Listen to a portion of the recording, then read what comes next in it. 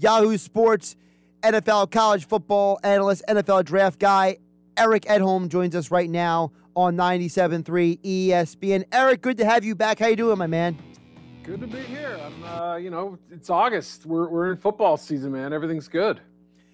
And, I'm so glad you're on today as well, because there's some of the topics that have come up today about some guys who were in college just recently who are now in the NFL, and it's kind of, swirling around. And I want to start a little bit off the beaten path with you, because one of the topics we've had here in Philadelphia is the left tackle situation, because you have a guy in Dillard who was the number one tackle drafted that year, and you have a guy in Mailata who was a late 7th round pick who never even played football in his life, and it's pretty much on track that Mailata is going to win the job. So what is Andre Dillard in your mind at this point? Because he was a highly regarded prospect, and now it looks like he's on the train eventually, maybe out of town. Yeah, it was really surprising, too, especially if you remember at the time, there was a huge outcry when the Houston Texans didn't take Andre Dillard. Wow, they took Titus Howard. Now, you can have a separate debate whether Howard was worth the pick there, but the Eagles trade up, leapfrog them, get him. It felt like a coup at the time. There were a lot of people who felt like this was an emerging talent. Maybe it would take a little time to go from, the air raid pass sets that he played at Washington State to what the NFL is asking him to do. And it sounds like that process continues, that he hasn't set himself apart. And as you mentioned, Jordan Mailata, a player that we had no idea. It was a total dart throw, late 7th round pick, purely banking on upside, is ahead of him at this point. That's obviously concerning on the one half, but this is an argument I've made for years that, just because you draft a player in round one doesn't mean you can't buttress that pick with the same position a little bit later down the line. Teams have had success doing that, where they've sort of hedged a little bit, if you will. So on the one hand, you say it's obviously a failure for Dillard to this point, maybe just needs a new scene, a change of scenery. On the other, obviously, they saw enough in a very tempting athletic profile to say, yeah, we got to take this risk, and it was smart to do so, even if it came at a little bit of a cost. Now, we just saw that today Greg Little was traded from Carolina to Miami for a 7th round pick. He was the 5th tackle taken in that same draft class. Yeah. So, there's a possibility the Eagles could trade Dillard if they don't want to keep him on the roster, because obviously the problem with Dillard in Philadelphia is he can't play right tackle. He says he's uncomfortable over there. So he's very, very limited. We know the Eagles with Stoutland love offensive line. They can play multiple positions. He loves that. So Dillard seems like he might be on his way out. So does the trade of Greg Little tell you anything about what kind of value the Eagles could get in a Dillard trade? Yeah, it's a fair question. It's a good way to frame it, obviously. And Greg Little was another player in that mix who I think a lot of people felt like had first-round type talent, slipped just a little bit because of some stuff that happened off the field. Obviously there were, some developmental questions as well. So, yeah, I wouldn't expect the return, even as great a need as offensive line clearly is. I just visited 4 teams last week, and there was a case for 3, if not 4 of them needing offensive line help. And to me, that's kind of emblematic of the NFL right now, is a lot of teams can use help on the offensive line. That's what works in their favor. But as the Little trade shows us, look, it doesn't always mean you're going to get some bounty for him or anything close to commensurate value for what you paid. So I think it does frame it up pretty well. There might be 1 or 2 teams that had high grades on him coming out that feel like, okay, he hasn't been utilized properly in Philly, or we've got the right system to kind of exploit his talent. So that does at least give a little bit of a hope. Another thing going on here in Philadelphia, there's a lot of conversation with the wide receiver situation, because we know who Devonta Smith is. Heisman Trophy winner, super consistent. You could argue that he may have been the best talent at wide receiver at Alabama for the last 3 years. But on the other side of the field, you have Jalen Reagor, who had this amazing one-handed catch at practice. He's had some great flash moments, but we're still waiting to see that consistently happen in game. On Thursday night, he drops one pass, but then later in the game, he runs an amazing route for a catch. So what is Jalen Reagor? What do you expect him to be in the NFL? It's a great question. I mean, he was obviously a phenomenal athlete in college, and they got him the ball at TCU in a little bit, they kind of manufactured touches a little bit for him. Bubble screens, handoffs. He was a wildcat quarterback. He did a little of everything. And on the one hand, it was great because they knew they had somebody who had to get the ball. The quarterback play when he was there early on in his career wasn't that good. So it was a smart thing for them to do. The problem is, I think, hurt his development as an NFL wide receiver. He didn't run a full route tree down there. He wasn't asked to do everything that, your typical number one receiver that plays in a good system in college is going to be asked to do. So that's hurt him. Expectations, obviously, Justin Jefferson doing what he did last year. I live in Chicago. It's not too asimilar to Mitch Trubisky struggling and Patrick Mahomes doing really well. Bit of an extreme example, but you know what I'm talking about. Right. Fans are always going to look at the guy drafted after him who's doing much better. So, you just happen to have a 1,400-yard rookie that performed at an exceptional level. Jefferson was who I thought they were going to pick. I mean, that was the guy that I thought made a lot of sense for them.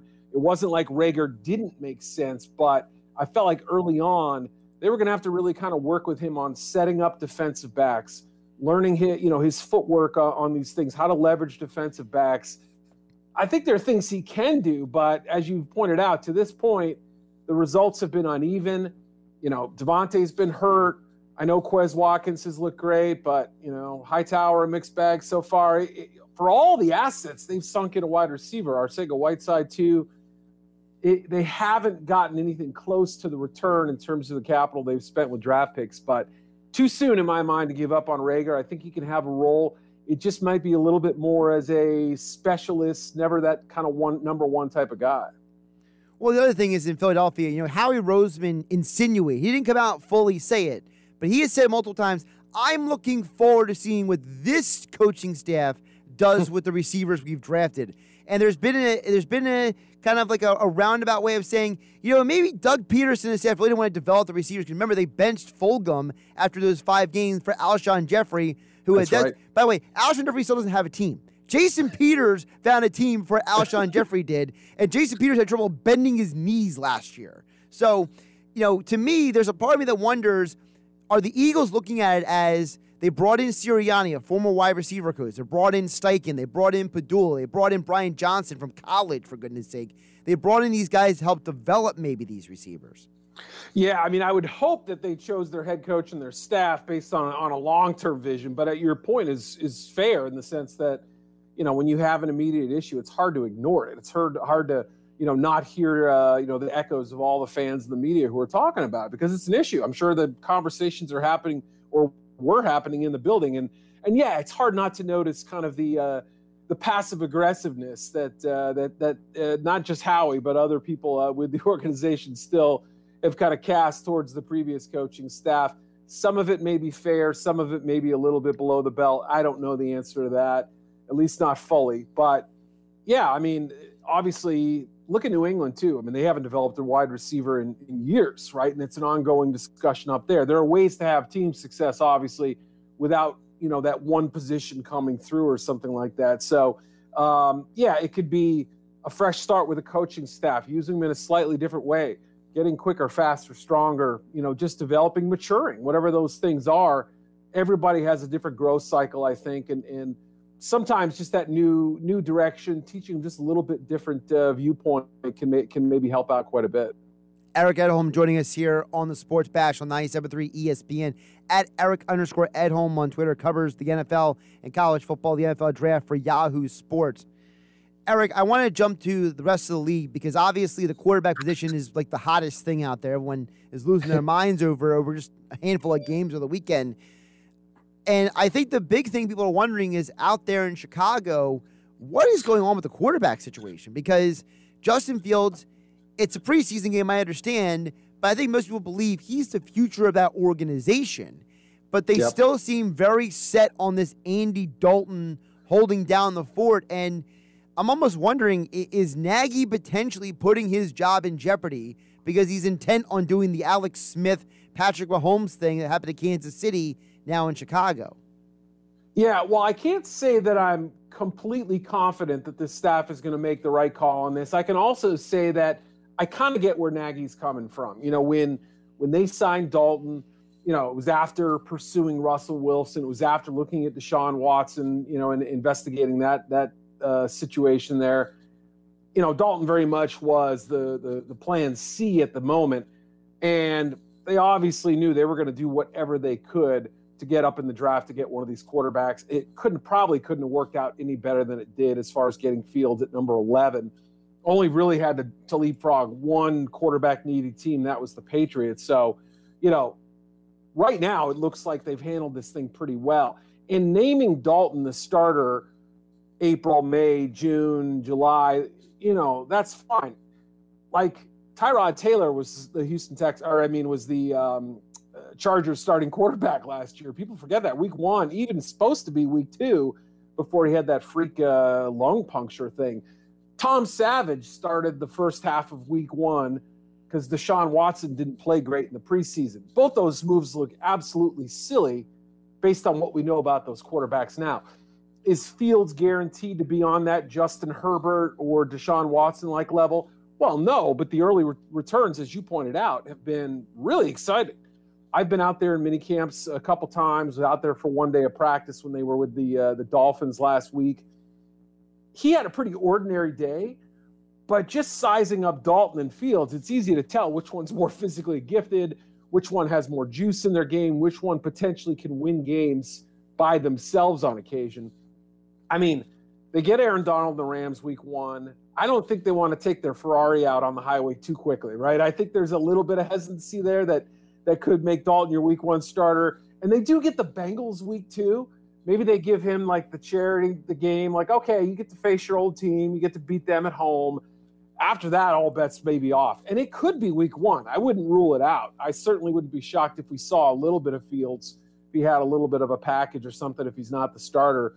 But, they're at Cleveland week 3. If Dalton were to be still starting and they get throttled at that game, coming back week 4, I think they play the Lions at home that game. Like, that wouldn't stun me at all. Week 1 wouldn't shock me, even what Nagy said. But I think slow playing it a little bit, it might be the way they go. And that still gives him 14 starts because we've got the 17-game schedule this year. Eric, before I let you go, of the official, quote-unquote, quarterback competitions around the league, New England, New Orleans, Denver, which of them are you most intrigued by? Which of those situations are you like, man, let me tell you something about this situation? Yeah, I mean, Denver, look, I'm a Mizzou guy, Drew Lock for life and all that. It's not that exciting to me. I'm not really – they have a great defense. Their roster looks good. But I don't think either one of those guys, Teddy Bridgewater, Drew Lock, are going to do that much. New England obviously is fascinating because for the first time in the Belichick era, we could have a rookie starting quarterback, and it might be against Miami week 1. I mean, a month ago, 2 months ago, I don't think I would have seen that coming. I really wouldn't have. Just knowing how Belichick slow plays these things. Jimmy Garoppolo didn't do much his rookie year, barely played. Brady had to wait his turn, everybody else, etc. So that one obviously is fascinating. I mean, New Orleans, there's a little bit of a scary factor to it, right? Just knowing Jameis, his history with picks and Taysom not knowing what he is as a full-time QB. So I have to pick New England knowing they've beefed up that defense. They've added pieces. Maybe Mac is the engineer for this thing at some point. It's going to be intriguing because Cam Newton told the media today that nobody told him what's going on either. So he told the media, he's like, hey, I know as much as you guys do. So, that I don't know if that makes anybody feel any better, but at least it gives you an idea where the players stand. So. Yeah, and we media think that Bill Belichick treats only us poorly. No. I mean, he keeps the players in the dark on a lot of stuff, too, right. Unless you're at that Brady-like level, right? Eric Edholm, Yahoo Sports. Give him a follow on Twitter at Eric_Edholm. For all of your NFL draft, college football, NFL coverage. Does a great job over there with Yahoo Sports. We always appreciate him joining the show. Eric, appreciate the time. And obviously I believe it's 11 days from the official start of college football. Crazy. I mean, look, I've got so much scouting and reading to do between now and then. My kids come second. Put them in a dark room, right? I gotta get to work. Well, here's the thing: are they going to be able to go back to school for you? I mean, yes. Oh, yeah, they're in school. They started yesterday. Everything's good on that That's front. Good then. Exactly. I'm enrolling them in every extracurricular activity just so I can get my stuff done here, man. I got a lot to do. Well, I'm just saying because I know certain parts of the country, they're still talking about virtual learning and stuff. So it's just like. I not going to work with my kids. Trust me on that one. All right, Eric. Keep up the great work. We'll touch base soon. All right, buddy. Appreciate it.